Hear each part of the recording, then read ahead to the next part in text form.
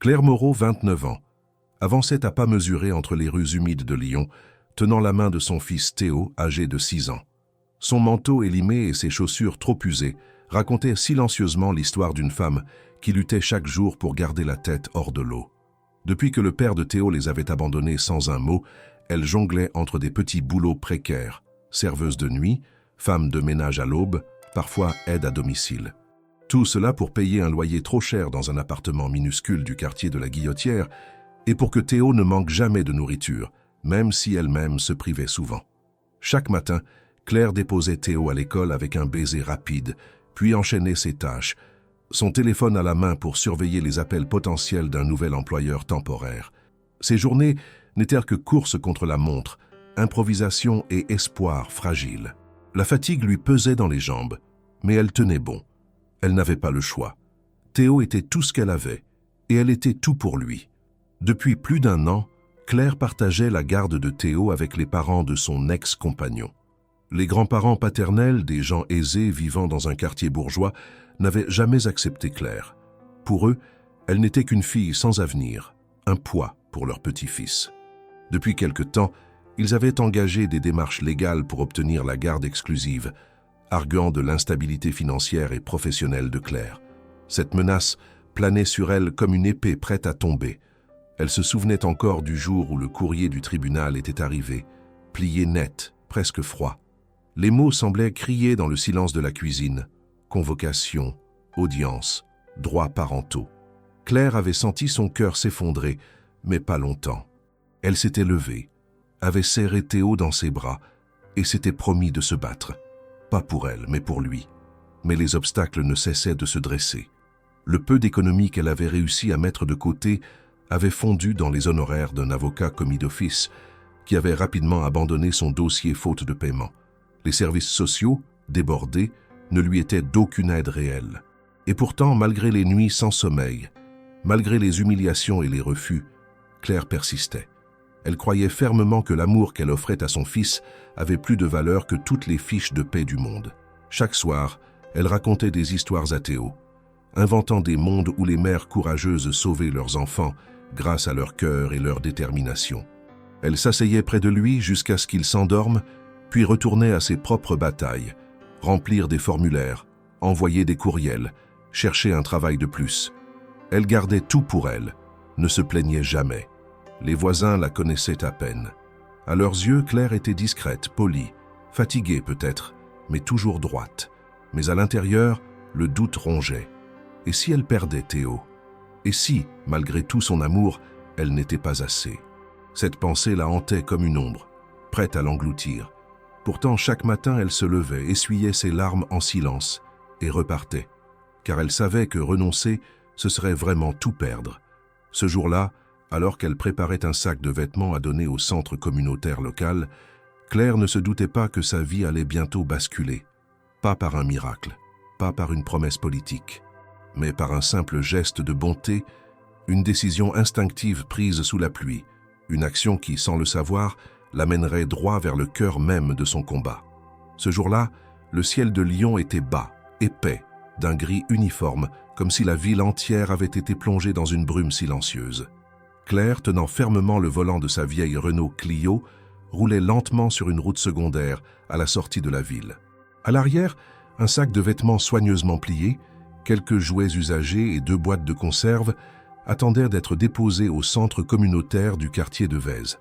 Elle avait insisté pour que tout soit propre, repassé, presque comme neuf. Donner, pour elle, n'était jamais un geste de charité à moitié fait. C'était un acte de dignité envers ceux qui, comme elle, avaient besoin d'un peu de soutien. La pluie avait commencé doucement, presque timidement, puis s'était intensifiée en l'espace de quelques minutes. Les essuie-glaces fatigués luttaient pour dégager le pare-brise, grinçant à chaque va-et-vient. Claire plissait les yeux, concentrée sur la chaussée détrempée, quand elle aperçut au loin une silhouette immobile sur le bas-côté. Un homme, seul, debout sous la pluie battante, face à une berline noire dont le capot était ouvert. Elle ralentit d'instinct. L'homme, vêtu d'un long manteau de laine sombre, tenait une serviette au-dessus de sa tête. Il ne faisait pas de geste désespéré, n'avait pas levé le pouce pour demander de l'aide, mais quelque chose dans sa posture, droite mais légèrement affaissée, trahissait une certaine lassitude. Claire hésita une seconde. Elle avait encore du chemin. Théo l'attendait chez la voisine et la pluie ne rendait pas la route plus sûre. Mais elle s'arrêta. Elle baissa la vitre, laissant l'air humide envahir l'habitacle. « Besoin d'un coup de main ?» lança-t-elle simplement. L'homme tourna la tête, surpris, comme si cette possibilité ne lui avait même pas traversé l'esprit. Il s'approcha, le visage marqué par les gouttes qui glissaient le long de ses tempes grisonnantes. « Je crois que la batterie m'a lâché, et mon téléphone n'a plus de réseau, » dit-il d'une voix posée, légèrement rauque. Claire sortit de la voiture sans plus attendre, attrapa les pinces de démarrage qu'elle gardait dans son coffre, un vieux réflexe hérité des nombreuses pannes passées, et s'approcha de la berline. En silence, elle ouvrit le capot de sa propre voiture, connecta les câbles avec précision sans hésiter. L'homme observait ses gestes avec une curiosité discrète, les mains dans les poches. Elle tenta de démarrer le moteur de son véhicule, puis lui fit signe d'essayer. Au bout de 2 tentatives, la berline toussa, vrombit, puis retrouva vie. Il coupa le contact aussitôt, comme pour savourer l'instant. « Vous avez un don », murmura-t-il en esquissant un sourire. Claire haussa les épaules, habituée à ne pas recevoir de compliments pour ce genre de choses. Elle rangea les câbles, referma le coffre et s'apprêta à repartir. Mais l'homme s'avança de quelques pas. « Je m'appelle Marc », dit-il simplement. Elle lui répondit par un « Claire », tout aussi succinct. Il ne lui demanda pas son nom de famille. Elle ne lui demanda pas le sien. L'échange était purement humain, débarrassé de toute obligation sociale. « Vous m'avez sauvé d'un long moment de solitude sous la pluie », ajouta-t-il, presque amusé. Claire sourit, mais déjà elle ouvrait la portière. « Bonne route, Marc. » Il hocha la tête. « Et merci encore. Vous êtes inattendu. » Elle ne répondit pas, referma la porte et démarra. Ce n'est qu'en roulant de nouveau qu'elle se rendit compte qu'il avait laissé une fine trace de boue sur le tapis du passager. Rien de grave, juste une empreinte éphémère. Mais cette empreinte allait, sans qu'elle le sache encore, s'imprimer dans bien plus que le tissu de sa voiture. Le reste de la route fut silencieux. Claire, d'habitude absorbée par ses listes mentales de choses à faire, restait étrangement calme. Peut-être était-ce le contraste entre l'urgence du quotidien et cet instant suspendu, où elle avait simplement tendu la main à un inconnu. Elle n'y voyait aucun mérite, juste une réaction naturelle. Pour elle, aider quelqu'un, c'était presque une habitude, même si elle-même ne recevait presque jamais d'aide en retour. Lorsqu'elle arriva au centre communautaire, elle déchargea ses sacs sans en parler à personne. Les bénévoles l'accueillirent avec leur gentillesse habituelle, mais elle répondit brièvement, prétextant une course urgente. Une part d'elle voulait juste rentrer, retrouver Théo et oublier cette journée étrange. Mais au fond, quelque chose restait. Pas un malaise ni une inquiétude, juste un écho discret. Ce soir-là, elle raconta à Théo une histoire inventée, comme toujours. Mais sans y penser, elle introduisit un personnage inattendu. Un homme perdu dans la forêt aidé par une jeune femme qui passait par là. Théo écoutait, fasciné. À la fin, il demanda « Et après, est-ce qu'il l'a aidé, lui aussi ?» Claire hésita, puis dit « Peut-être, mais parfois on aide juste parce qu'on peut, pas pour qu'on nous rende quelque chose. » Elle éteignit la lumière, embrassa le front de son fils et resta quelques secondes dans l'ombre, à observer son visage endormi. L'image de Marc sous la pluie lui revint. Un homme seul, silencieux, reconnaissant. Elle pensa alors à tous les jugements que les autres portaient sur elle, à tous les regards soupçonneux, les dossiers froids des travailleurs sociaux, les lettres officielles. Personne ne voyait ce qu'elle était vraiment, juste une femme qui faisait de son mieux. Chaque jour, elle n'avait aucune idée que ce Marc croisé par hasard n'était pas seulement un homme en panne sur le bord d'une route, et qu'il portait un pouvoir bien plus grand que celui de redémarrer un moteur. Un pouvoir qu'il exercerait bientôt sur sa vie. La semaine qui suivit ce bref épisode sous la pluie fut marquée par une succession de contretemps qui accabla Claire d'une fatigue encore plus sourde. Elle n'avait pas eu le temps de repenser à l'homme de la route, absorbée par ses démarches, ses appels sans réponse, les repas qu'elle devait improviser et les rendez-vous imprévus à l'école de Théo. Mais un matin, en ouvrant sa boîte aux lettres, elle découvrit une enveloppe officielle qui figea tout autour d'elle. Le cachet du tribunal familial de Lyon ne laissait aucun doute. La date de l'audience concernant la garde de Théo avait été avancée. Elle aurait désormais lieu dans 8 jours. Claire resta debout dans le couloir de son immeuble, le papier tremblant dans ses mains, son cœur battant si fort qu'elle n'entendait plus les bruits de la rue. Elle lut et relut la convocation, espérant y trouver une erreur, une confusion. Mais tout était clair.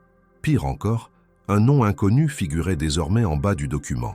Marc Delacroix, juge chargé du dossier. Jusque-là, elle connaissait le juge précédent, un magistrat distant mais régulier dans ses prises de décision. Il semblait peu concerné, mais ne s'était pas montré hostile. L'arrivée d'un nouveau juge signifiait repartir de zéro, affronter une nouvelle interprétation de sa situation et peut-être même affronter plus d'hostilité. Claire savait combien le système pouvait être dur avec des femmes comme elle, qui n'avaient ni diplôme prestigieux, ni revenus stables, ni réseau d'influence. La panique monta rapidement. Elle composa aussitôt le numéro de son avocat, mais ce dernier confirma ce qu'elle redoutait. Il s'était officiellement désisté. L'honoraire impayé avait scellé son retrait. Aucun remplaçant n'avait été désigné. Claire tenta de contacter l'aide juridictionnelle, mais le délai de traitement dépassait la date de l'audience. Elle était désormais seule face à une procédure qui l'effrayait par sa complexité et son intransigeance. Elle passa la journée à chercher une solution. Les appels s'enchaînèrent. Les rendez-vous improvisés se multipliaient dans les bureaux des assistantes sociales, mais la réponse restait toujours la même. « Votre situation est instable, Madame Moreau. Sans contrat de travail, sans revenus réguliers, le dossier est difficile à défendre. » On lui conseilla de prouver son engagement parental, de rassembler des attestations, de démontrer qu'elle avait un logement adéquat. Elle le savait déjà. Elle l'avait fait 100 fois. Mais cela ne semblait jamais suffire.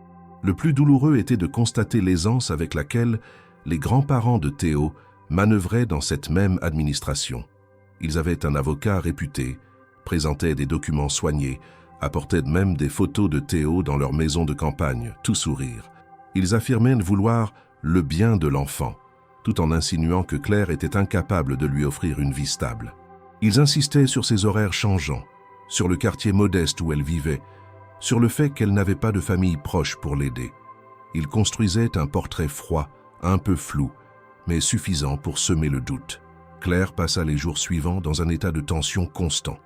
Elle essayait de continuer sa routine pour Théo, mais ses gestes devenaient mécaniques.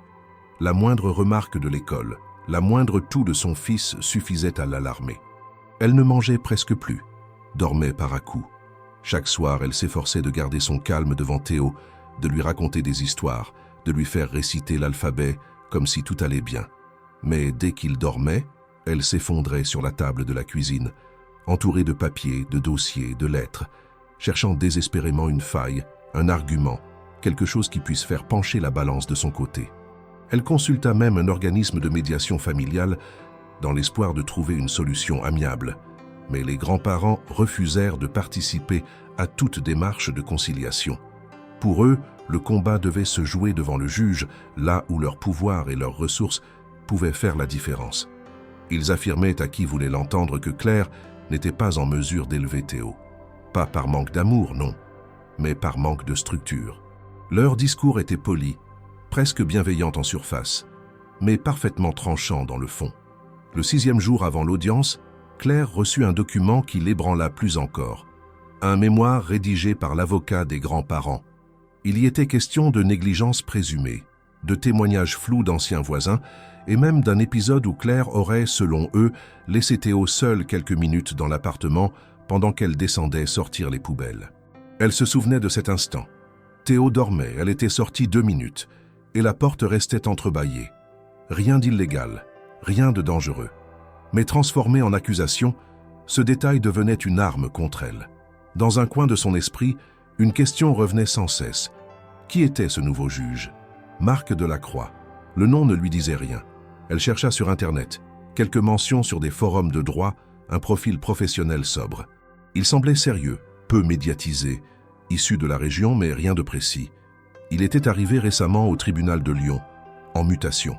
Aucun article, aucune controverse, rien qui ne lui permette de savoir s'il était sévère, compréhensif, rigide. Un mur lisse. Claire fit ce qu'elle put pour se préparer. Elle écrivit une lettre qu'elle lirait à l'audience si on lui en donnait la chance. Elle demanda à la directrice de l'école de Théo une attestation sur son engagement parental. Elle demanda à une voisine qui l'avait vu élever son fils seul d'écrire quelques lignes. Elle rangea son appartement, prit des photos, constitua un petit dossier, le relut 100 fois. À la veille de l'audience, elle resta éveillée jusqu'à tard dans la nuit, fixant le plafond. Dans le silence, une seule pensée l'obsédait. Et si, malgré tout cela, elle perdait? Et si Marc Delacroix décidait que Théo serait mieux ailleurs? Elle ne connaissait pas cet homme. Elle ne savait rien de ses convictions, de son humanité. Et cette incertitude, plus que tout, lui serrait la gorge. À peine avait-elle terminé de imprimer les dernières attestations pour son dossier que Claire reçut un appel qui allait encore alourdir sa situation déjà fragile. Une assistante sociale, avec un ton aussi neutre que mécanique, l'informa que son dossier venait d'être reclassé en catégorie à risque. Ce terme, froid et catégorique, résonna dans sa tête comme une condamnation. Elle tenta de comprendre les raisons de cette décision soudaine et la réponse fut brutale. Absence de contrat de travail stable, absence de garant, logement précaire dans une zone jugée sensible et statut de travailleuse indépendante non régularisée. Tous les éléments qui composaient son quotidien depuis des années, elle les avait toujours vécus comme des épreuves à surmonter, mais maintenant, ils devenaient des accusations implicites. L'assistante lui expliqua que cela ne signifiait pas une perte automatique de la garde, mais que ce classement influençait fortement l'évaluation du juge, notamment dans les cas où l'autre partie proposait une alternative jugée plus stable. Claire raccrocha, muette, le regard fixe, la gorge nouée.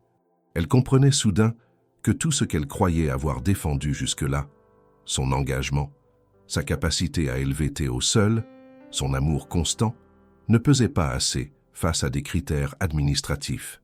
Le système ne regardait pas les sacrifices, il regardait les chiffres.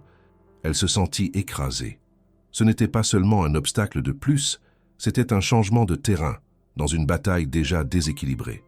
Elle consulta alors un travailleur social indépendant, un ancien collègue d'une de ses missions passées, pour essayer d'obtenir une évaluation alternative, mais il lui expliqua que les délais étaient trop courts et que son avis ne serait pas recevable à temps. Chaque issue semblait se refermer une à une. Elle essayait de rester lucide, mais son corps commençait à la trahir. La fatigue la rendait irritable. Ses nuits étaient parsemées de réveils en sursaut et les moindres gestes quotidiens lui demandaient une concentration démesurée. Et comme si tout cela ne suffisait pas, elle reçut une notification des avocats des grands-parents. Une pièce supplémentaire allait être ajoutée au dossier. Un document d'une dizaine de pages accompagnant un épais dossier de photos, de courriels imprimés et de copies de messages privés. L'un des arguments centraux de ce nouveau document était une accusation voilée de négligence émotionnelle et éducative. Les grands-parents affirmaient que Théo montrait des signes de stress, qu'il parlait parfois de sa mère comme étant toujours fatiguée, qu'il disait qu'elle pleurait la nuit, des fragments de phrases que l'enfant avait peut-être vraiment dit dans un contexte innocent, mais qui étaient désormais transformés en preuves de carence affective. Le cœur de Claire se serra à la lecture de ces mots, non pas parce qu'ils contenaient une vérité qu'elle refusait d'admettre, mais parce qu'ils utilisaient l'innocence de son fils comme une arme contre elle. Elle savait que Théo percevait sa fatigue, ses inquiétudes, ses moments de silence. Mais elle savait aussi combien il se sentait aimé, écouté, valorisé dans ce lien exclusif qu'ils avaient construit. Voir cette intimité trahie et détournée était d'une cruauté qu'elle ne parvenait pas à digérer. Elle retourna voir l'assistante sociale municipale, espérant au moins pouvoir faire ajouter un commentaire ou une réponse officielle à ces nouvelles accusations. Mais la réponse fut glaciale. Le juge appréciera la crédibilité de chaque pièce. Elle tenta d'expliquer, de raconter le quotidien, les petits gestes, les repas préparés tard dans la nuit, les livres lus à voix haute malgré l'épuisement, mais on ne lui demanda aucun détail. Les faits concrets, les comptes rendus officiels, les indicateurs mesurables, voilà ce que l'administration attendait. Pas la tendresse ni les efforts invisibles. Le surlendemain, Claire eut un bref échange avec la directrice de l'école de Théo. Celle-ci, bienveillante, lui offrit une lettre de soutien mentionnant l'assiduité de Théo, son comportement équilibré, sa curiosité en classe et l'implication constante de Claire dans son suivi scolaire. Ce document fut pour elle une bouffée d'oxygène. Elle le glissa immédiatement dans son dossier, comme un symbole que tout n'était pas encore perdu, que certaines voix, au moins, reconnaissaient son travail de mère. Mais au même moment, les grands-parents avaient déjà sollicité une expertise psychologique privée. Le rapport, rédigé par un professionnel rémunéré de leurs propres moyens, dressaient un portrait flatteur de leur environnement familial. Maison avec jardin, chambre dédiée à Théo, routine stable, alimentation équilibrée, présence quotidienne d'un adulte disponible. Claire n'avait aucun moyen d'opposer un document équivalent. Elle ne pouvait pas payer un psychologue indépendant. Son unique espoir restait la perception directe du juge lors de l'audience. Elle continua malgré tout à préparer son intervention. Elle relut sa lettre, la modifia, la raccourcit pour ne pas sembler plaintive. Elle décida de ne pas accuser les grands-parents, de ne pas tomber dans la confrontation. Elle voulait simplement raconter sa vérité, exposer sa réalité sans phare, montrer que, même si elle n'avait pas les moyens, elle avait l'amour et l'énergie nécessaires pour continuer d'élever Théo. Ce n'était pas une performance, c'était sa vie. Elle voulait que le juge voie cela. Le matin de la veille de l'audience, alors qu'elle vérifiait une dernière fois les documents, elle sentit un frisson parcourir sa colonne. Ce nom, Marc Delacroix, continuait de résonner comme une inconnue inquiétante. Et pour la première fois, une pensée étrange, presque irréelle, lui traversa l'esprit. Et si c'était le même Marc qu'elle avait aidé au bord de la route? Elle chassa l'idée aussi vite qu'elle était venue. Cela semblait absurde. L'homme sur la route n'avait rien d'un juge. Il avait l'air perdu, fatigué, presque effacé. Et puis, que cela aurait-il changé, de toute façon? Elle ne pouvait pas se permettre de construire des espoirs sur une coïncidence hypothétique. Elle se força à rester dans le concret. Préparer les vêtements de Théo pour qu'il soit présentable, organiser son absence de l'école, prévoir un déjeuner simple, relire les horaires du tribunal, vérifier l'adresse, organiser un trajet en bus. Chaque détail comptait. Elle ne voulait rien laisser au hasard. Elle ne dormirait probablement pas cette nuit-là. Mais cela n'avait plus d'importance. Demain, elle serait devant celui qui déciderait de l'avenir de son fils. Et il fallait qu'elle soit prête à affronter tout, même l'injustice. À l'aube de l'audience, dans un silence suspendu qui régnait sur l'appartement encore plongé dans l'obscurité, Claire s'agenouilla devant un carton de documents posé sur la petite table de la cuisine. Elle avait dormi à peine 2 heures, l'esprit saturé de pensées, incapable d'échapper à l'angoisse constante qui l'accompagnait depuis des jours. Autour d'elle, le calme artificiel du logement contrastait violemment avec le tumulte intérieur qu'elle ressentait. Théo dormait encore, et elle utilisait ces quelques précieuses minutes pour revoir une dernière fois les pièces de son dossier. En fouillant parmi les feuilles, les photocopies et les attestations, ses doigts rencontrèrent un objet qu'elle n'avait pas remarqué depuis longtemps. Une fine lanière de cuir sombre enroulée sur elle-même, coincée entre 2 classeurs cartonnés. Elle la sortit, intriguée. C'était une petite bracelet masculin, simple, usé, mais avec une attache encore solide. En le dépliant, elle remarqua immédiatement un petit détail qu'elle n'avait pas vu au moment de le ramasser. Un minuscule écusson métallique incrusté dans le cuir, gravé d'un motif discret. Un blason stylisé, sans texte, seulement une balance entourée de feuilles de laurier. Elle resta figée, le bracelet dans la main. Ce n'était pas un accessoire banal, du moins pas un bijou acheté en série. Ce type de gravure, aussi spécifique, lui rappela immédiatement un souvenir diffus, comme une réminiscence enfouie. Elle essaya de replacer ce symbole, de le relier à quelque chose de familier. Ce n'était pas une marque de mode. Ce n'était pas non plus un motif décoratif sans signification. Elle l'avait déjà vu. Elle était presque certaine que ce type de blason apparaissait sur certains documents officiels. Et tout à coup, une possibilité s'imposa à elle, brutale dans sa simplicité. Le bracelet appartenait à cet homme qu'elle avait aidé sur la route. Et ce blason avait peut-être un lien avec la justice. Elle se leva d'un bond, le cœur serré, et fouilla dans un tiroir à la recherche de la convocation du tribunal. Elle déplia rapidement la lettre, cherchant le nom du juge, Marc Delacroix. Elle murmura le prénom, presque pour le tester, comme si elle l'entendait pour la première fois. Marc, le même que celui de l'homme en panne. Elle ferma les yeux, essayant de se souvenir de son visage. Il portait un manteau long, ses cheveux étaient gris sur les tempes, ses gestes posés, son regard calme. Était-ce le même? Il ne s'était jamais présenté en détail. Il avait simplement dit s'appeler Marc. Elle, dans sa précipitation et son altruisme instinctif, n'avait pas posé de questions. Elle n'avait même pas cherché à en savoir plus. C'était un moment bref, un acte spontané. Et pourtant, l'objet oublié dans sa voiture, cette lanière de cuir gravée, était désormais la seule trace tangible de cette rencontre. Elle resta longtemps à contempler l'objet. Une multitude de pensées s'entrechoquaient. Si c'était bien lui, cela signifiait que le juge qui déciderait de son avenir et de celui de Théo l'avait déjà rencontré, et qu'il l'avait vu dans un contexte complètement différent, en dehors de toute procédure, sans que rien ne vienne parasiter l'image qu'il aurait pu se faire d'elle. Mais cette idée, loin de la rassurer, la plongeait dans un trouble profond. Était-ce une chance ou une menace? Ce type de situation, aussi invraisemblable qu'elle paraisse, pouvait devenir un levier imprévisible. Elle ne savait pas comment il l'avait perçu ce jour-là. Avait-il vu une femme généreuse? Ou bien une femme épuisée, marquée par la précarité? Avait-il deviné ses difficultés? Ou bien s'était-il contenté d'un remerciement poli avant de retourner à ses préoccupations? Elle hésita à glisser le bracelet dans son sac, mais finalement le rangea dans une petite boîte qu'elle enferma dans un tiroir. Elle ne voulait pas s'en séparer, mais ne voulait pas non plus qu'il soit découvert par mégarde. Ce souvenir, aussi flou soit-il, appartenait désormais à un territoire incertain, entre vie privée et procédure judiciaire.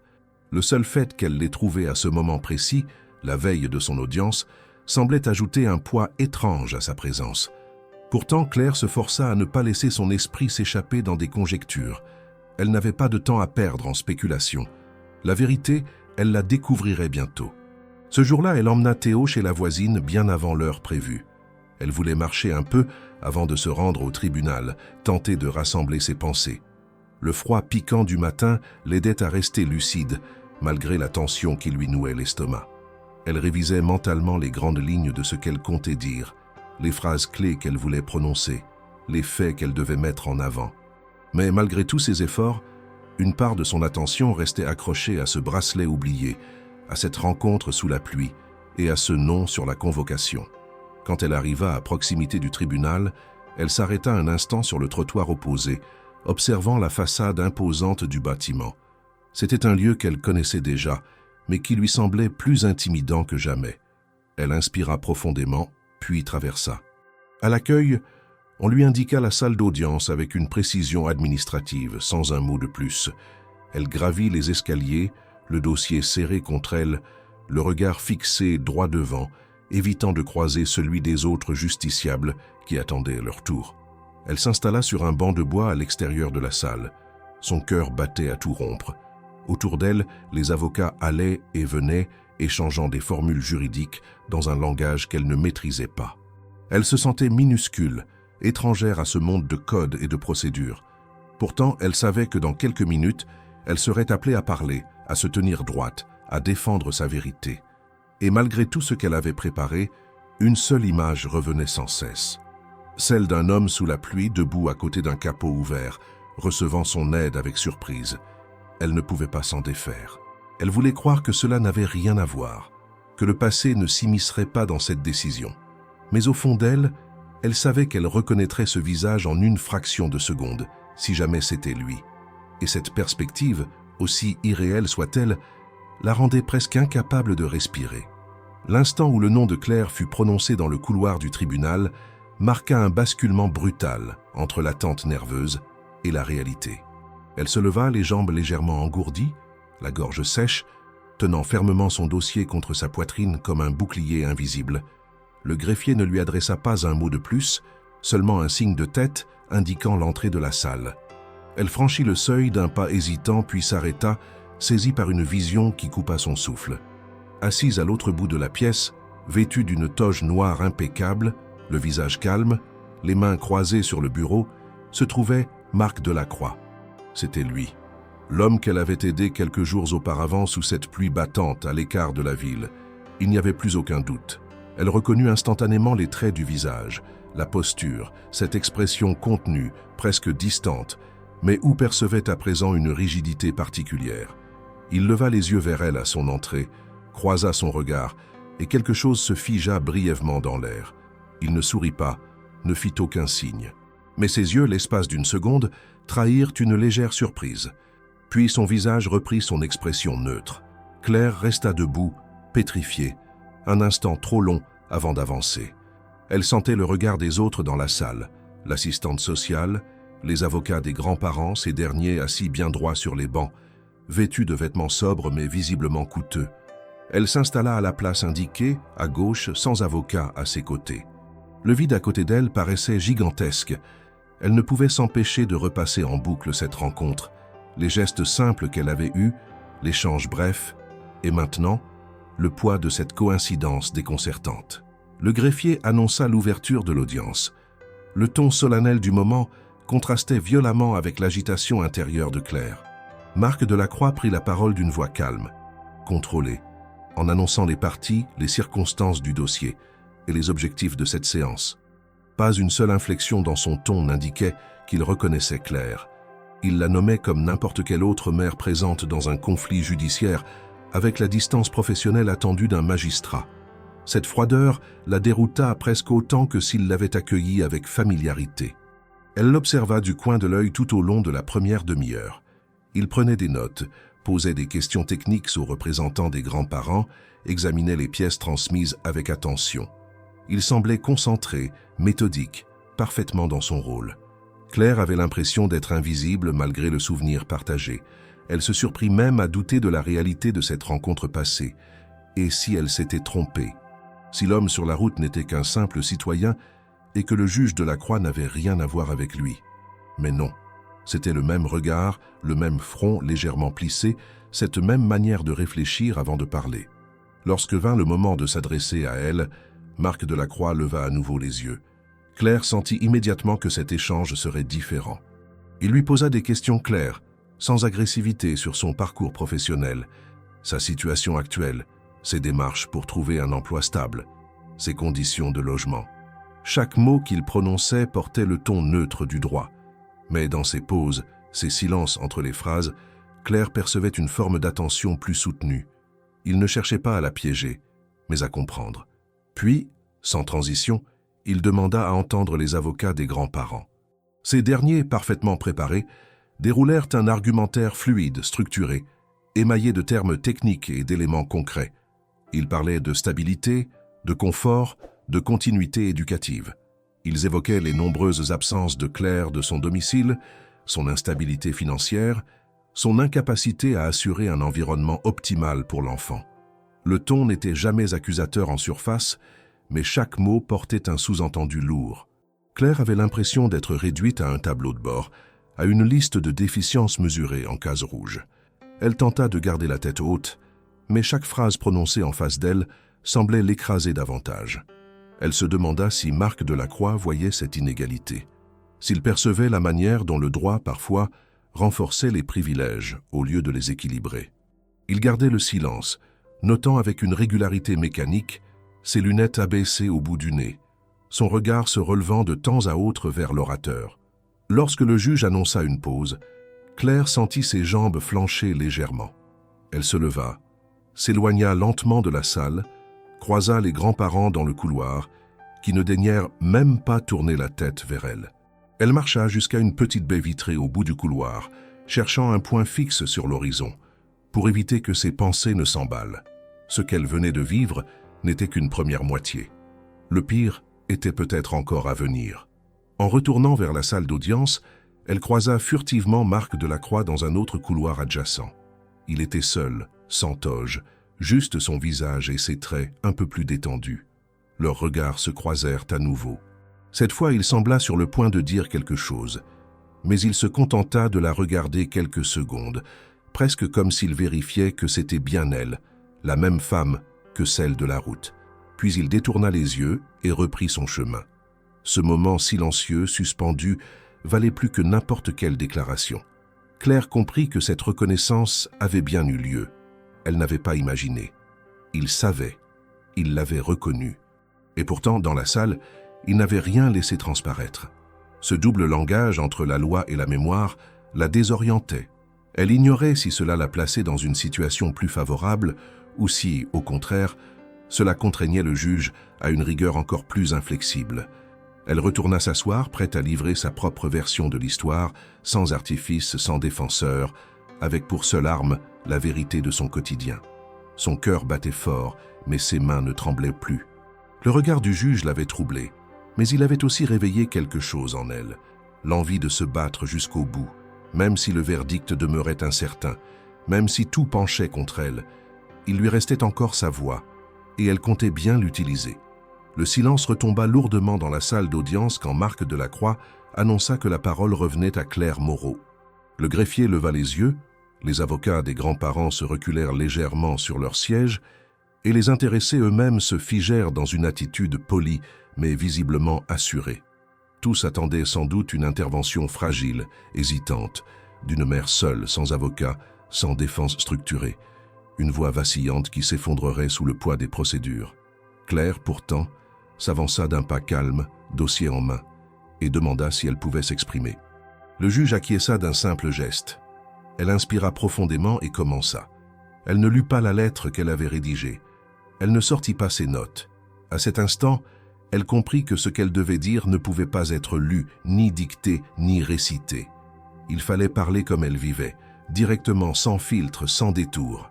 Sa voix trembla légèrement sur les premières phrases, mais elle se stabilisa vite, portée par la force contenue de son expérience. Elle commença par évoquer les faits. Son quotidien, les petits boulots, les horaires décalés, les sacrifices invisibles qu'elle avait faits pour maintenir Théo dans une routine stable, malgré l'instabilité de ses revenus. Elle expliqua qu'elle n'avait jamais manqué un rendez-vous médical, qu'elle participait activement à la vie scolaire de son fils, qu'elle connaissait chaque professeur, chaque difficulté qu'il avait pu rencontrer. Elle ne chercha pas à se faire plaindre. Elle ne pleura pas. Elle ne s'accabla pas non plus. Elle exposait simplement sa vie telle qu'elle était, dans ses limites comme dans ses victoires. Elle raconta comment Théo aimait lire le soir avec elle, comment ils cuisinaient ensemble le dimanche, comment elle avait refusé plusieurs opportunités de travail mieux rémunérées parce qu'elle l'éloignerait trop longtemps de son fils. Elle expliqua que la stabilité pour elle ne se mesurait pas seulement en chiffres, mais en constance émotionnelle, en présence réelle, en attention quotidienne. Elle s'interrompit une seconde pour regarder Théo, assis derrière elle, encadré par la voisine venue le garder pour la journée. Il lui souriait timidement. Cette image renforça sa voix. Elle continua en s'adressant désormais directement au juge, posément, sans défiance. Elle dit comprendre que sur le papier, elle ne représentait pas la sécurité idéale. Elle savait ce que son dossier contenait. Revenus irréguliers, logement modeste, absence de soutien familial. Mais elle demanda qu'on regarde au-delà des apparences, qu'on considère l'enfant, pas seulement le contexte, qu'on écoute ce que Théo exprimait au quotidien, dans sa joie, dans son comportement équilibré, dans sa confiance. Elle n'était peut-être pas une mère parfaite, mais elle était présente, cohérente, investie. Et surtout, elle n'avait jamais cessé de se battre pour lui. À plusieurs reprises, elle croisa le regard du juge Delacroix. Il restait impassible, notait parfois quelques mots, mais ne l'interrompait pas. Pourtant, dans certains moments où elle évoquait ses échecs, ses choix difficiles, elle sentit dans ses yeux une nuance différente, imperceptible pour les autres, mais claire pour elle. Un regard qui n'était ni compassion ni pitié, mais peut-être la reconnaissance silencieuse de ce que signifie se débrouiller seul. Cette forme de solitude que rien n'officialise, mais que certains vivent comme un fardeau quotidien. Claire termina en disant qu'elle n'avait pas les moyens de s'offrir un avocat, qu'elle n'avait pas les mots juridiques parfaits, mais qu'elle avait une certitude. Théo allait bien avec elle. Il dormait sereinement, il mangeait à sa faim, il apprenait, il grandissait, et surtout il se sentait aimé chaque jour. Elle ajouta que ce que les grands-parents appelaient instabilité n'était en fait qu'une vie honnête, pleine d'efforts, de priorités assumées. Elle ne cherchait pas à gagner un combat contre eux, mais à conserver le droit de continuer d'élever son fils avec dignité. Quand elle se tut, la salle resta un moment figée. Le silence qui suivit n'était pas celui du désintérêt, mais celui d'une suspension. Comme si chacun, pendant quelques secondes, prenait la mesure de la sincérité de ses mots. Les avocats en face griffonnèrent quelques notes, probablement pour contrer certaines de ses affirmations, mais sans conviction visible. Marc Delacroix remercia Claire d'un ton neutre et annonça qu'il allait examiner les documents restants avant de poursuivre l'audience avec les dernières déclarations. À cet instant, Claire se rassit, les mains moites, la tête encore pleine de tension. Elle n'avait aucune idée de l'effet qu'elle avait produit. Elle savait seulement qu'elle n'aurait pas pu faire mieux, qu'elle avait parlé avec tout ce qu'elle avait en elle, et que maintenant cela ne lui appartenait plus. Sa vérité était posée là, dans cette pièce, face à un juge qu'elle ne comprenait pas encore tout à fait, mais dont elle connaissait désormais au moins le visage. À peine Claire eut-elle terminé son exposé, que l'avocat des grands-parents se leva pour annoncer avec une assurance maîtrisée qu'il avait une dernière pièce à présenter. Un murmure discret parcourut la salle, vite réprimé par le regard du greffier. Le juge de la Croix acquiesça d'un signe de tête et l'avocat déroula calmement sa stratégie. Il annonça l'audition d'un témoin supplémentaire, une ancienne employeuse de Claire, Madame Brisset, qui avait, selon ses mots, des éléments sérieux à apporter concernant le comportement parental de Madame Moreau. Claire sentit une alarme résonner en elle. Elle n'avait pas vu cette femme depuis plus d'1 an et leur collaboration s'était terminée de manière abrupte. Une mission de ménage hebdomadaire dans une maison bourgeoise des hauteurs de Lyon, interrompue lorsque Claire avait dû s'absenter à plusieurs reprises à cause de la maladie de Théo. Elle se souvenait encore du ton sec avec lequel Madame Brisset avait mis fin à leur accord, arguant d'un manque de professionnalisme, qui pour Claire n'était que la conséquence directe de sa situation de mère isolée sans relais. Elle ne s'attendait pas à la revoir un jour, et certainement pas dans ces circonstances. La porte s'ouvrit et la femme entra, tirée à 4 épingles, robe sobre, cheveux attachés, une pochette en cuir à la main. Elle s'installa dans le box des témoins, salua brièvement, puis répondit aux premières questions de l'avocat avec une politesse distante. Elle confirma avoir employé Claire Moreau pendant plusieurs mois, puis, d'un ton posé, déclara avoir été surprise à plusieurs reprises par le désordre mental apparent de la jeune femme, et surtout, ajouta-t-elle après un silence calculé, l'avoir entendu dire qu'elle laissait parfois son fils seul dans l'appartement pour aller travailler.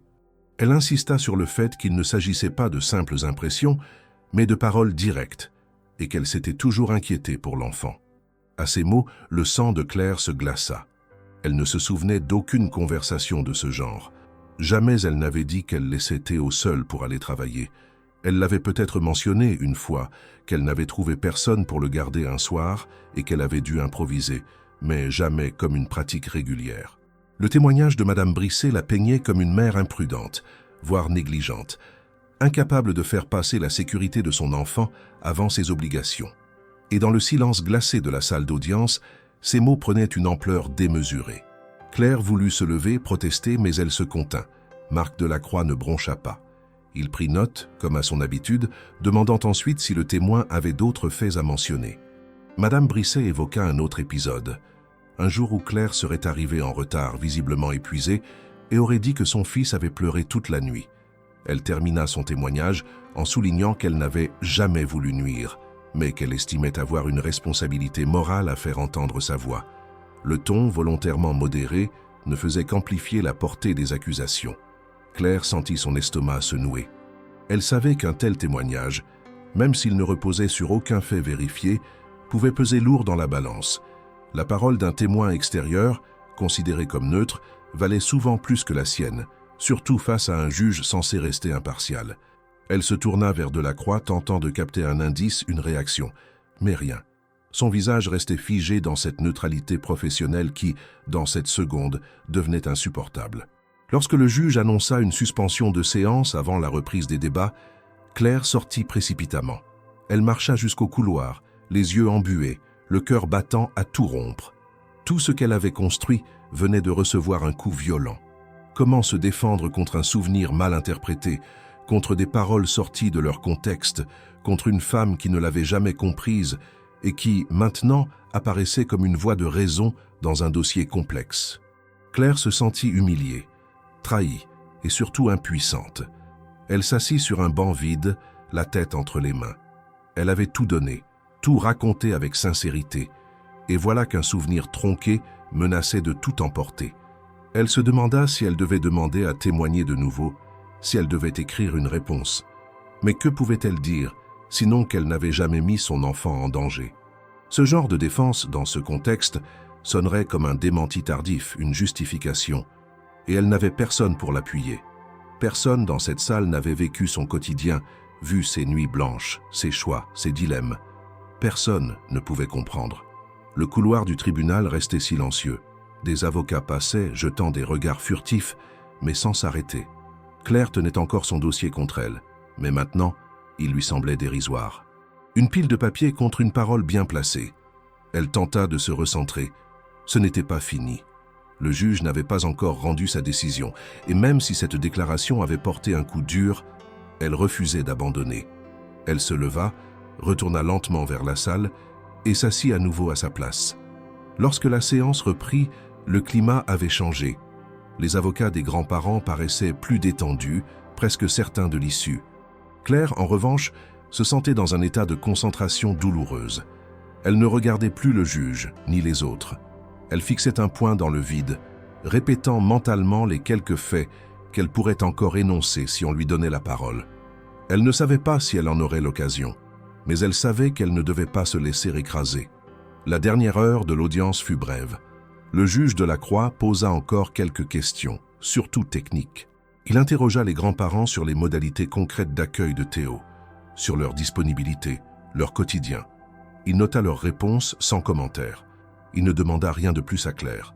Puis, il annonça que le délibéré serait prononcé dans les jours suivants, sans fixer de date précise. Et l'audience fut levée. Claire sortit de la salle sans un mot. Elle ne se retourna pas.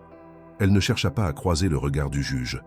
Elle traversa le couloir d'un pas ferme, descendit les escaliers et franchit la porte du tribunal sans respirer. Le froid du dehors la frappa au visage comme une gifle. Mais au moins, elle était dehors. Au moins, elle était encore debout. Elle ne savait pas ce qui l'attendait. Elle savait seulement qu'elle avait tenu jusqu'au bout. Le tribunal vidé de ses protagonistes laissait derrière lui un écho sourd, un silence de fin de représentation où l'essentiel s'était déjà joué, mais dont le résultat restait suspendu. Marc Delacroix, seul dans son bureau quelques instants après l'audience, relisait les dernières notes inscrites à la hâte sur son calepin. Les paroles de Claire tournaient encore dans son esprit, entremêlées à celles de la témoin surprise, cette ancienne employeuse dont le témoignage avait bouleversé l'équilibre fragile de la défense. Il s'efforçait de garder la distance imposée par sa fonction, mais une tension inhabituelle alourdissait son souffle. Quelque chose dans ce dossier résistait à l'analyse froide. Il se leva, ferma le dossier d'un geste lent, puis glissa la main dans la poche intérieure de sa veste. Ses doigts rencontrèrent un petit objet familier qu'il avait oublié un instant. La fine lanière de cuir qu'il avait perdue sans s'en rendre compte quelques jours plus tôt. Elle était restée avec lui, comme une pièce d'un puzzle dont il n'aurait pas vu les contours. Il la sortit et la fit tourner entre ses doigts. Le blason gravé dans le cuir, symbole discret de son ancienne école de magistrature, n'avait jamais été qu'un détail pour lui. Mais aujourd'hui, il portait un sens nouveau, une connexion inattendue avec cette femme qui avait, sans le savoir, croisé sa route en dehors du cadre formel. Le souvenir de ce jour pluvieux ressurgit, précis, concret. La voiture en panne, l'impuissance passagère, et cette jeune femme qui s'était arrêtée sans hésiter. Elle n'avait posé aucune question, n'avait rien demandé en retour. Elle était repartie aussi vite, laissant une impression étrange, celle d'une personne animée par une bonté simple, presque mécanique. Ce n'était pas une démonstration de vertu, c'était un geste évident, comme un réflexe. Il n'avait pas cherché à en savoir plus. Il s'en était souvenu plus tard, quand le nom de Claire avait atterri sur son bureau. Et même alors, il avait voulu croire que ce n'était qu'une coïncidence. Mais aujourd'hui, après avoir écouté chacune de ses paroles, observé la manière dont elle avait affronté la salle, l'hostilité voilée des avocats, la cruauté feutrée d'un témoignage malveillant, Marc Delacroix ne pouvait plus faire semblant. Il ne s'agissait pas d'une rencontre fortuite sans conséquence.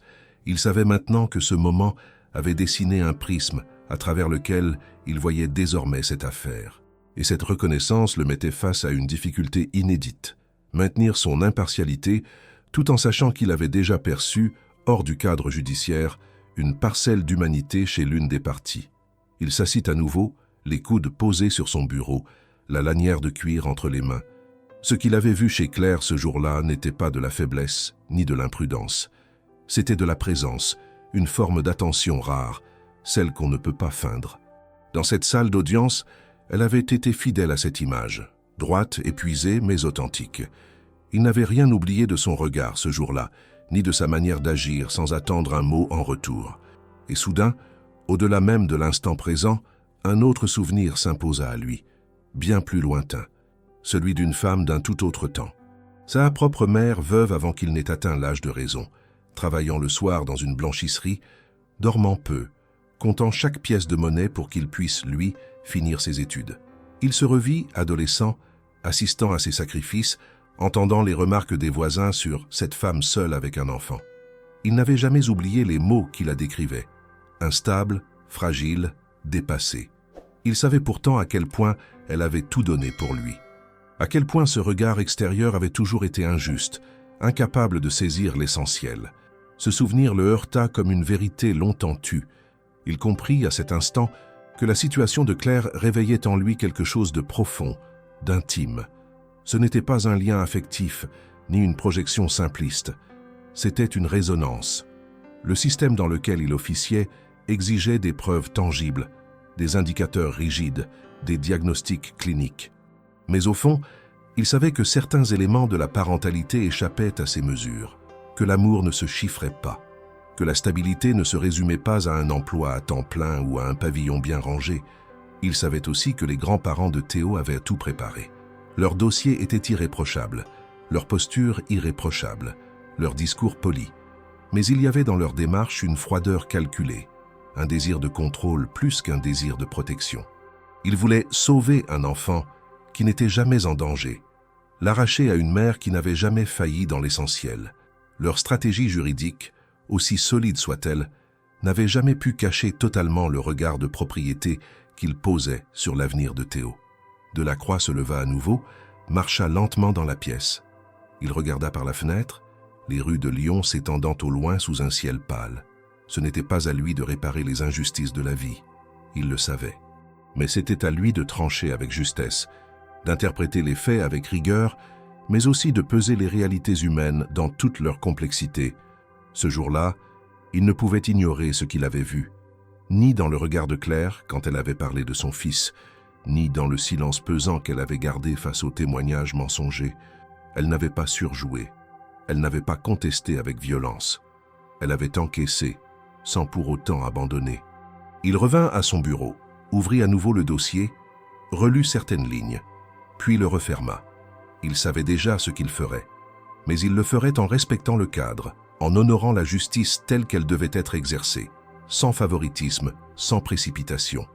Il ne rendrait pas un verdict motivé par un souvenir personnel, mais il ne s'interdirait pas non plus de reconnaître qu'il existe parfois des instants de vérité en dehors des murs d'un tribunal, et que ces instants, s'ils sont rares, peuvent éclairer des décisions bien plus profondément que des milliers de pages de rapports. Lorsque le jour de la délibération arriva, l'atmosphère dans la salle du tribunal avait changé. Les bancs réservés au public étaient presque vides. Les membres du personnel suffisaient à remplir l'espace. Les quelques personnes présentes semblaient absorbées par le silence, plutôt que par les mots. Pour la première fois depuis l'ouverture de cette procédure, la date n'avait pas été annoncée. Le verdict, lorsqu'il serait rendu, serait remis par courrier recommandé à chacune des parties. Pour beaucoup, cette façon de procéder signifiait déjà que l'issue serait délicate. Claire sentit une tension nouvelle monter en elle, comme si pendant ces dernières semaines, elle n'avait jamais véritablement imaginé que tout cela pouvait finir autrement que par une séparation brutale d'avec son fils. Elle avait traversé l'audience, les attaques, les témoignages. Elle s'était défendue toute seule. Elle avait laissé sa voix être entendue. Et maintenant, l'attente pesait. Assise sur un banc en bois clair, elle relut une dernière fois les documents qu'elle avait préparés, bien qu'elle les connût déjà par cœur. Elle respira lentement, mais chaque inspiration semblait traîner, comme si l'air était plus dense. Le nom de son fils résonnait nerveusement dans son esprit. Elle pensait à ses rires, ses questions naïves, ses « Maman, pourquoi tu cours autant ?» qui jusqu'ici faisaient sourire Claire plus de fois qu'il ne l'attristait. Elle se rendit compte que tout son combat ne se réduisait pas à un jugement. Il s'agissait de la continuité de leur vie, de leur existence commune, et cette charge lui apparaissait à présent dans toute sa gravité. De l'autre côté de la salle, les grands-parents de Théo partageaient un mur gris sombre. Ils attendaient eux aussi, avec l'assurance que confèrent les ressources matérielles et sociales. Ils ne parlaient pas entre eux. Le regard de l'avocat derrière eux échangeait furtivement des mots avec les dossiers qu'ils tenaient. Il y avait dans cette attente une certitude bornée dans la préparation laquelle Claire ne possédait pas. Elle la jalousa un instant, non pas pour ce qu'ils avaient, mais pour ce qu'elle pensait qu'ils avaient déjà gagné. Elle se demanda si la justice pouvait vraiment peser les valeurs humaines avec autant d'impartialité que les chiffres, les contrats, les loyers payés, les horaires réguliers. Quand le greffier annonça que l'audience était levée et que les parties seraient informées du verdict par courrier, Claire sentit un relâchement presque immédiat, comme si un muscle trop longtemps tendu venait de se détendre. Mais ce relâchement ne contenait pas de soulagement. Il contenait une forme de peur, car maintenant, elle ne contrôlait plus rien. Le combat continuait, mais sous une forme différente. Attendre. Elle quitta la salle du tribunal, descendit les marches, franchit la porte d'entrée. L'air du dehors était frais, presque mordant. Elle se sentit fragile, comme si elle avait passé un hiver dans ce lieu et venait de sortir sans manteau. Sur le trajet vers sa petite voiture, elle repensa à tous les détails. Les heures passées à rassembler les documents, les mots tremblants, les regards croisés avec le juge, le témoin, les avocats. Elle se remémora la courte pause dans le couloir, le regard que lui avait adressé Marc Delacroix, un regard qu'elle n'avait pas su interpréter, mais qui ne lui avait permis aucun soupçon de bienveillance manifeste. Elle se demanda si, dans ce silence après l'audience, elle avait laissé quelque chose d'inachevé, quelque chose qu'elle n'aurait pas su dire ou qu'elle avait cru devoir taire. Le soir venu, à l'appartement, elle posa dossier sur la table de la cuisine. Théo avait déjà mangé et dormait. Elle resta seule, les lumières tamisées, observant l'appartement qu'elle partageait avec son fils et ses rêves, un espace modeste mais plein d'histoire. Les photos sur les étagères, les dessins accrochés au mur, leur rituel du soir, elle reconnut que tout ceci pourrait ne pas suffire aux yeux du tribunal. Un T1 dans un quartier modeste, certes, mais son foyer. Elle se massait lentement les tempes, essayant de dissiper la douleur discrète que lui causait la fatigue, mais aussi l'attente. L'attente rendait visible ce qu'elle avait caché, ses nuits interrompues, ses économies quasi inexistantes, ses peurs sans mots. Mais elle n'avait rien à ajouter maintenant. Dans les jours qui suivirent, chaque vacance de l'emploi, chaque rendez-vous manqué, chaque coup de téléphone non répondu devenait une source d'anxiété.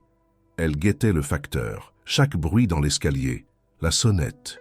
Quand un courrier arriva, elle resta quelques minutes immobile, le regard fixé sur l'enveloppe timbrée, comme si le moindre détail comptait. Elle inspira profondément puis la retira. À l'intérieur se trouvait la décision du juge. Les lettres, les mots, étaient fermés, conservés sous un formalisme que rien ne rendait chaleureux. Elle posa l'enveloppe sur la table, puis s'assit. Théo venait d'entrer dans la pièce, rougi par la fatigue, mais serein. Il lui demanda simplement « Maman, est-ce qu'on peut aller au parc demain ?» Et ce moment illumina tout ce qui avait été à gagner. Elle prit l'enveloppe, la coupa lentement, savourant l'instant où le papier céderait. Elle lut les premières lignes avec appréhension. Un silence troublant vint alors, comme une onde traversant l'air calme du soir. Les mots suivaient, formels, mais ceux-ci n'avaient rien d'une fatalité. La phrase qui vint ensuite fut claire, brute, concrète. Elle obtiendrait la garde de Théo. Avec l'intervention d'un service de maintien familial, une supervision initiale d'un assistant social et un soutien psychologique à titre gratuit. Le soulagement l'envahit d'un coup, suivi d'une vague d'émotions qu'elle avait retenue depuis des semaines. Elle pleura seule, lentement. Pas de cris, pas d'excès. Une larme après l'autre, mais chaque larme était un mot qu'elle ne s'était jamais autorisée à prononcer. Puis, elle repensa à ce que cette décision signifiait réellement. Ce n'était pas un triomphe définitif. Il restait des rendez-vous, des contrôles, des conditions. Elle aurait approuvé sa constance. Elle salua ce compromis, un soutien imposé mais nécessaire. Elle était soulagée, mais vigilante. Elle était heureuse mais consciente du chemin à parcourir. Elle regarda son fils qui venait de s'endormir dans sa chambre. Elle le contempla, si petit, si confiant, si paisible. Elle se leva, le recouvrit doucement. Et pour la première fois depuis longtemps, elle ressentit que c'était son avenir à tous les deux qui commençait, et non plus seulement un combat pour le préserver. La décision était tombée. L'incertitude avait cédé devant un espoir tangible. Mais le poids de la décision restait là, lourd de responsabilités nouvelles. Claire savait maintenant que la garde n'était pas seulement un verdict. C'était un engagement, un contrat moral et affectif qu'elle venait de renouveler pour elle et pour Théo. Et elle se tenait prête à tenir cette promesse, sans illusion, sans bravade, juste avec la force d'une mère déterminée à vivre sa vie. Quelques jours après avoir reçu le courrier officiel confirmant la garde de Théo, Claire fut contactée par le tribunal pour un dernier rendez-vous formel de clôture de dossier. Ce type de rendez-vous, bien qu'administratif, permettait souvent aux juges de formuler verbalement les modalités pratiques de leur décision. Claire s'y rendit avec une prudence mêlée de curiosité. Elle savait que tout avait déjà été statué, que la sentence était écrite, mais elle ne pouvait s'empêcher de ressentir une tension particulière en approchant du bâtiment qu'elle avait quitté peu de temps auparavant avec un sentiment de soulagement mêlé de fatigue profonde. Elle n'attendait pas de surprise. Elle pensait que ce serait rapide, technique, sans réelle portée émotionnelle. Elle fut accueillie dans une petite salle, différente de celle de l'audience. Un espace plus intime, presque dépouillé, avec une simple table et 2 chaises, quelques dossiers posés sur un coin. Pas de robe noire, pas de greffier, juste Marc Delacroix, assis en civil, avec un carnet ouvert devant lui. Il se leva à son arrivée, la salua d'un hochement de tête, lui indiqua la chaise face à lui. Le geste était simple, mais portait une nuance difficile à ignorer. Claire s'assit, le cœur battant légèrement plus vite que d'ordinaire. Le juge ne parla pas immédiatement. Il feuilleta lentement quelques documents, comme s'il laissait le silence installer un équilibre nouveau entre eux. Lorsqu'il prit la parole, ce ne fut pas avec le ton solennel qu'elle avait entendu durant l'audience. Sa voix était posée, presque personnelle. Il rappela brièvement les éléments de la décision, la garde accordée, l'accompagnement mis en place, les conditions de suivi. Il ne changea rien à ce qui avait déjà été écrit. Mais soudain, il fit une pause et releva les yeux vers Claire. Il dit alors quelque chose que personne n'attendait dans ce genre de contexte. Il parla de lui, de son enfance, élevé seul par une mère qui avait cumulé 2 emplois, qui n'avait jamais pu lui offrir plus qu'un lit propre et une assiette sur la table, mais qui lui avait transmis la force de poursuivre des études, de croire en lui, de construire un avenir. Il expliqua que, pendant longtemps, il avait vu le monde comme un système structuré, équilibré, et qu'il avait choisi la magistrature pour défendre l'équité. Mais qu'en réalité, très peu de situations étaient aussi claires que les textes le laissèrent croire. Claire l'écoutait figée, sans savoir où il voulait en venir. Il ne cherchait pas à créer un lien personnel. Il ne livrait pas son récit par empathie. Il construisait une logique, une perspective. Puis, après un silence appuyé, il ajouta qu'il avait été aidé récemment dans un moment très banal de sa vie. Une panne sur la route, sous une pluie battante. Il ne nomma pas Claire. Il ne fit aucun commentaire direct. Il n'y eut aucune rupture dans son ton. Mais tout était dit. Elle sentit un léger vertige. Il confirma à sa manière qu'il l'avait reconnu dès la première minute. Il poursuivit, affirmant que ce geste d'aide, offert sans condition, sans connaissance de qui il était, l'avait profondément marqué. Non pas parce qu'il avait été aidé, mais parce que cela lui avait rappelé ce que tant de gens oubliaient, que derrière chaque visage anonyme se cache une histoire, un combat, et que la justice, quand elle se limite à des barèmes, des statuts ou des revenus, oublie souvent l'essentiel. Il dit que ce souvenir avait pesé sur lui pendant l'analyse du dossier, non comme un biais, mais comme une alerte intérieure à ne pas juger à travers des filtres déformants. Claire resta silencieuse. Elle ne savait quoi dire, et peut-être qu'aucune réponse n'était attendue. Ce n'était pas une confession, ce n'était pas un remerciement, encore moins une dette. C'était un éclaircissement. Une manière de rendre visible ce qui s'était joué en filigrane, loin des documents, des témoins, des arguments. Delacroix referma son carnet, le posa devant lui. Il dit simplement qu'il espérait que sa décision offrirait à Théo une continuité stable et à elle la possibilité de souffler. Il rappela les coordonnées du service d'accompagnement, insista sur l'importance de suivre les rendez-vous non comme une contrainte, mais comme un outil à son service. Puis, il se leva, mit fin à l'entretien. Claire aussi se leva un peu tremblante. Elle hésita une seconde, mais n'ajouta rien. Elle comprit que ce moment n'était pas destiné à être prolongé. Le message avait été transmis et il fallait maintenant avancer. En quittant la salle, elle sentit pour la première fois que quelque chose s'était rééquilibré, que la justice, cette fois, avait su écouter sans se perdre dans ses propres limites. Ce retournement, inattendu, n'était pas une faveur, ce n'était pas une exception. C'était la reconnaissance discrète qu'un acte humain pouvait, sans le vouloir, ouvrir une brèche dans les certitudes d'un système trop souvent figé. Et dans cette brèche, une mère et son fils avaient pu continuer à vivre ensemble, sans être réduits à un tableau d'irrégularité ou à un rapport social froid. Rien de magique, rien de sentimental, juste la reconnaissance simple d'une vérité vécue. Quelques semaines après l'entretien discret avec Marc Delacroix, Claire commença à sentir les effets réels de la décision du tribunal dans son quotidien. Contrairement à ce qu'elle avait craint, Le suivi imposé ne se révéla ni intrusif ni punitif.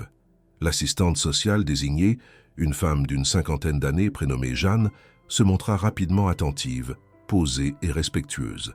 Lors de leur première rencontre, elle précisa clairement que son rôle n'était pas de juger, mais d'accompagner, de vérifier certains éléments pratiques et surtout de veiller à ce que Claire dispose des outils nécessaires pour se stabiliser durablement.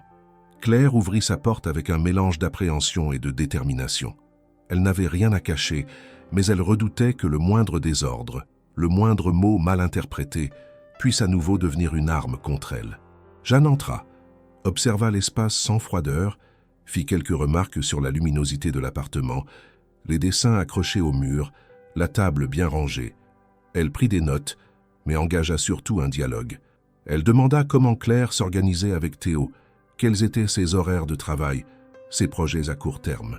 Elle proposa quelques contacts utiles pour des aides administratives, une orientation vers un centre de formation continue et même une structure de garde périscolaire subventionnée par la mairie. Ce fut la première fois depuis longtemps que Claire sentit que l'aide sociale pouvait aussi être un levier de stabilité et non un facteur de contrôle. Le soutien psychologique promis par le jugement fut également mis en place rapidement. Une fois par semaine, Claire se rendait à pied dans un petit cabinet situé à moins de 15 minutes de chez elle, où une psychologue l'accueillait sans condescendance. Là, elle apprit à verbaliser ce qu'elle avait toujours gardé pour elle. La fatigue écrasante, la peur de l'échec, l'impression constante de devoir prouver sa valeur de mère face à un monde qui semblait toujours la regarder de haut. Cette parole libérée, encore fragile, lui permit de reconsidérer certains choix, certaines habitudes. Elle comprit au fil des séances que la solitude qu'elle vivait n'était pas un échec personnel, mais un état que beaucoup de femmes comme elle subissaient en silence. Théo, de son côté, n'avait jamais semblé aussi épanoui. Il se levait chaque matin avec entrain, enfilait son manteau tout seul, courait vers l'école avec la légèreté des enfants qui n'ont pas à s'inquiéter de ce que cache le regard de leurs parents. Claire l'observait, parfois de l'autre côté de la rue, jouant avec ses camarades. Elle voyait dans ses gestes une sécurité nouvelle, une confiance née du fait que leur quotidien, même modeste, était devenu prévisible, structuré. Elle savait que rien n'était miraculeux. Son loyer était toujours difficile à payer.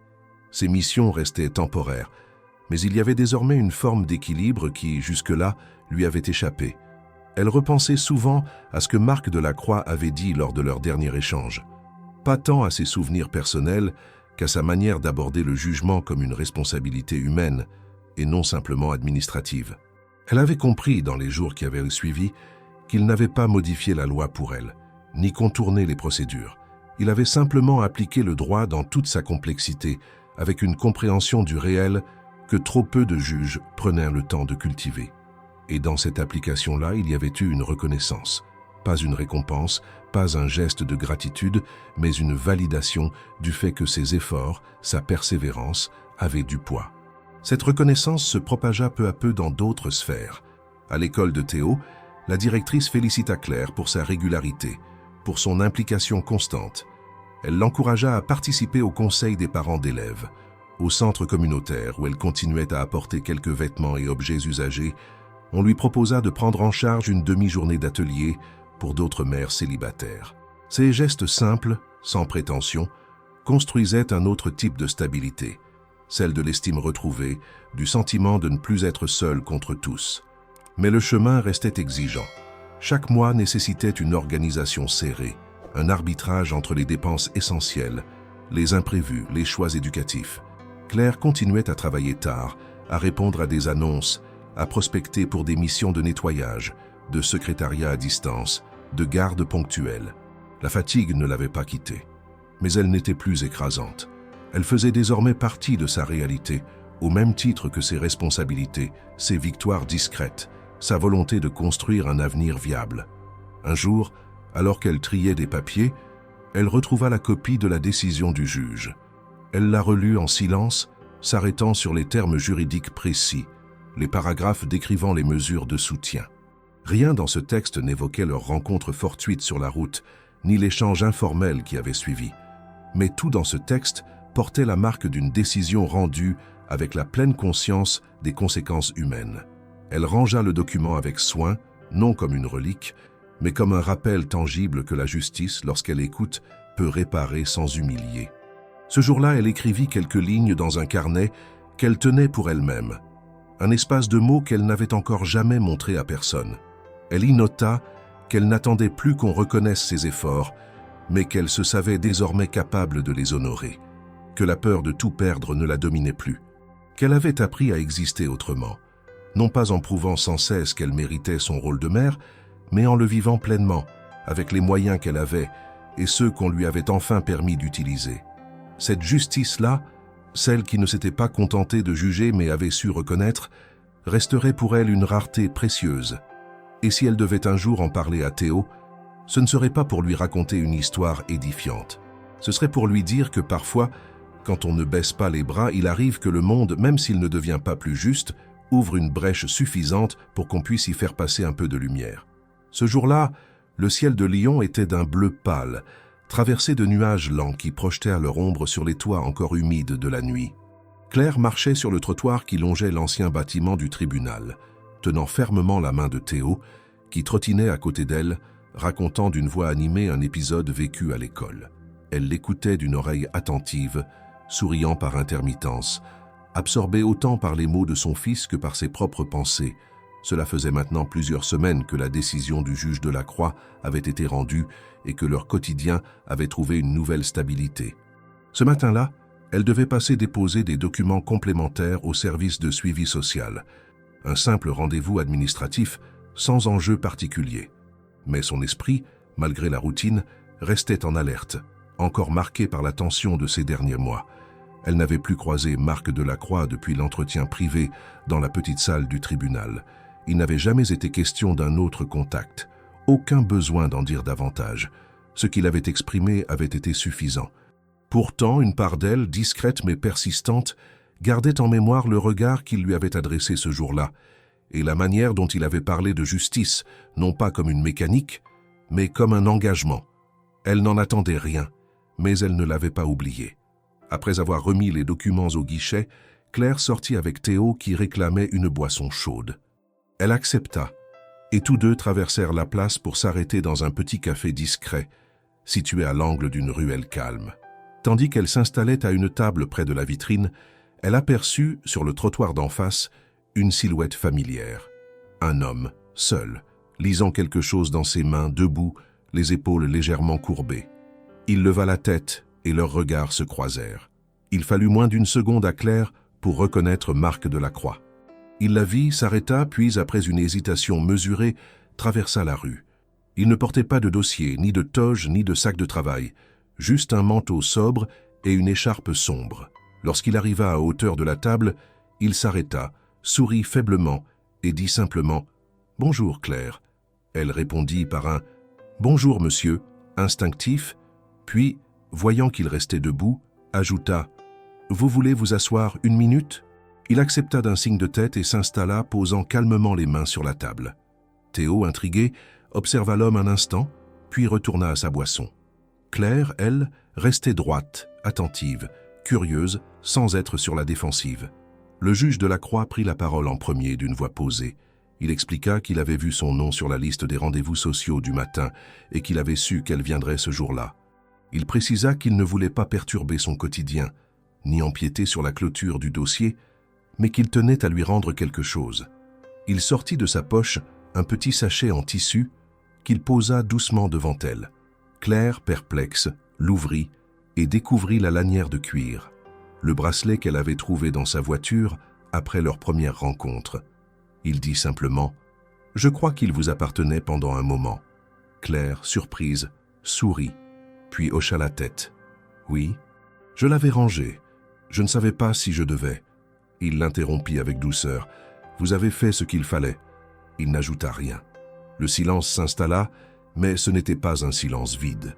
Il contenait ce que chacun avait traversé depuis cette pluie sur la route jusqu'à cette table de café. Marc Delacroix regarda Théo qui jouait avec son gobelet, puis reporta son regard sur Claire. Il dit alors sans emphase, mais avec une clarté indiscutable, « Ce que vous avez fait ce jour-là, ce n'était pas seulement m'aider. Vous m'avez rappelé quelque chose d'essentiel. que les décisions qu'on prend derrière un bureau peuvent toucher des vies réelles, pas des chiffres. Claire ne répondit pas tout de suite. Elle sentait dans ses paroles un poids différent de celui d'un simple remerciement. Ce n'était pas une dette, c'était une reconnaissance, dans sa forme la plus rare. Elle répondit doucement, les yeux baissés sur le bracelet. « Je n'ai rien fait d'exceptionnel. J'ai juste agi comme j'aurais voulu qu'on agisse pour moi. » Il acquiesça lentement. Puis il se leva, la salua une dernière fois, adressa un sourire bref à Théo et quitta le café sans se retourner. Claire le suivit du regard, puis rangea le bracelet dans sa poche comme on range un souvenir qui ne pèse plus, mais qui marque à jamais. Ce jour-là, en rentrant chez elle, Claire sentit quelque chose de différent. Ce n'était pas de la fierté ni du soulagement. C'était une forme de paix. Elle avait traversé l'incertitude, le jugement, les coups bas, et elle s'en était sortie debout, avec son fils, avec sa dignité. Et désormais, elle savait que même dans les institutions les plus froides, même dans les systèmes les plus rigides, il existait des failles, des moments humains, des espaces où la vérité pouvait percer, non pas à force de crier, mais à force d'exister. Théo s'endormit ce soir-là plus vite que d'habitude. Claire resta un moment assise à côté de lui, sa main posée sur la couverture. Elle pensa à tout ce qu'ils avaient vécu, à tout ce qu'elle n'avait pas eu besoin de dire, et à ce qu'elle avait prouvé simplement par sa présence, sa constance, son refus de céder. Le monde ne lui offrirait jamais de facilité. Mais elle avait désormais la certitude que ce qu'elle avait construit avec son fils avait une valeur qui ne dépendait plus du regard des autres, mais de leur lien, de leur quotidien, de leur avenir partagé. Elle se leva, rangea quelques affaires, éteignit les lumières, et alors qu'elle s'apprêtait à fermer la porte de la chambre, elle chuchota, presque sans y penser, « Merci pour ce jour-là ». Ce n'était adressé à personne en particulier. C'était une promesse à elle-même de ne jamais oublier que parfois, un simple geste peut changer tout un destin.